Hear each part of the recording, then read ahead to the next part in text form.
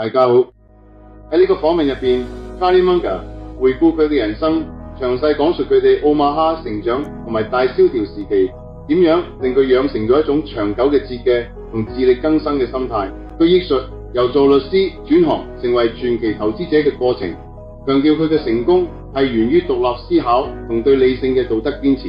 Munger 強調 Berkshire Hathaway 嘅發展歷程，解釋由買入平價但係經營不善嘅公司轉變為收購有實力領導層嘅高質素企業。